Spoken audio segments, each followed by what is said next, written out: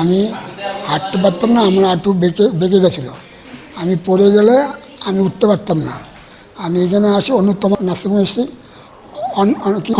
দে তার কাছে আমি এসেছি, তখন আমার চিকিৎসা করে। আমি চিকিৎসাতে আমি ভালো হয়েছি, আজকে আমি হাঁটতে পারছি, আমার অসুবিধা আর হয়নি। উনি 15 দিন আগে আমার কাছে এসেছিলেন, দুটো পাই একবারেই মানে বেঁকে গিয়েছিল, যাকে আমরা ফিক্সড ফ্লেক্সন ডিফর্মিটি বলি। উনি হাঁটতেও পারছিলেন না, তো আমরা দুটো হাঁটুই ওনার প্রতিস্থাপন করি এবং স্বাস্থ্যসাথী কার্ডের মাধ্যমেই হয়। তো এর পরবর্তীকালে উনি আজকেই হাঁটা শুরু করলেন এবং দুটো হাঁটুই সোজা হয়ে গেছে এবং উনি স্বাভাবিকভাবেই হাঁটতে পারছেন।